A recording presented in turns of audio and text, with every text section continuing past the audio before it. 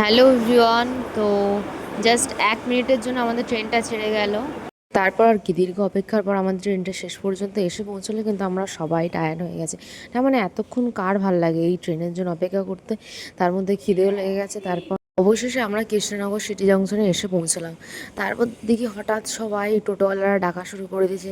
এসেছি অটোতে, যার ভাড়া নিয়েছে 30 টাকা। তারপর হাটে এসে নবদ্বীপের থেকে মায়াপুরের যে নৌকার টিকিট কেটে নিলাম 3 টাকা করে পার হেড। তারপর আর কি সুন্দর দৃশ্য দেখতে দেখতে হাতে ছাতা মাথায় নিয়ে চললাম, আর মাকেও দেখাচ্ছিলাম আর কি, যে মা দেখো দেখো কেমন কি হয়। এরকম করতে করতে নদী পার হয়ে গেলাম। নদী পার হয়ে দেখি আর হাঁটা সম্ভব হচ্ছে না, তখন দুপুর ছিল। তো ওখান থেকে টোটো নিয়ে নিয়েছি। সেখান থেকে আমরা মন্দির পর্যন্ত চলে আসলাম। আর আমাদের বুকিং ছিল গদা ভবনে। গদা ভবন সত্যি এত সুন্দর রুম এই প্রাইস রেঞ্জের মধ্যে। আমার তো মনে হয় যে যখনই তোমরা আসবে, বাইরে কোথাও রুম না নিয়ে তোমরা এই ভবনের মধ্যে একটা রুম নেবে, সেটা সব থেকে বেস্ট। যে কোনো অ্যাকোমোডেশনের জন্য কত সুন্দর একটা দুটো বেড দিয়েছে, আর ঘরের সাইজটা একটু ছোট, তার মধ্যে জল আছে 5 লিটারের। এছাড়া বাথরুম থেকে শুরু করে বেডশিট তোমরা দেখলেই বুঝতে পারবে। আর মেঝেটা খুব সুন্দর ছিল, মানে খুবই পরিষ্কার পরিচ্ছন্ন, কোনো রকম কোনো অসুবিধা হবে না। আর বাথরুমটা আমি দেখিয়ে দিচ্ছি। বাথরুমের মধ্যে ছিল একটা টাওয়াল ছিল, যেটা খুব পরিষ্কার ছিল, তার সাথে একটা হ্যান্ড ওয়াশ রাখা ছিল। মোটামুটি আমি বলবো বাইরের রুমের থেকে এই প্রাইস রেঞ্জের মধ্যে এখানে অনেক অনেক বেটার রুম।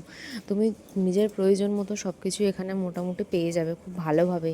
আর রুমটা দেখলেই বুঝতে পারবে যে কত সুন্দর আর পরিষ্কার পরিচ্ছন্ন। এটা বাইরে যেতে গেলে অবশ্যই তোমাকে পরিষ্কার রুম দরকার।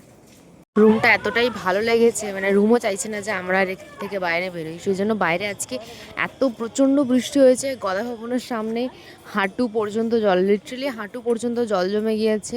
আমরা আজকে বাইরে যে গিয়ে উঠতে পারিনি। সন্ধ্যের টাইমটা একটু বেরিয়েছি, কিন্তু সন্ধ্যের টাইমটাও সেই জলটা কাটিয়ে নিয়ে তারপর আমাদেরকে আসতে হচ্ছে। তারপর দেখো এই যে বান্দর, আমাদের পূর্বপুরুষ কি বরবটি না কি খাচ্ছে ওখানে।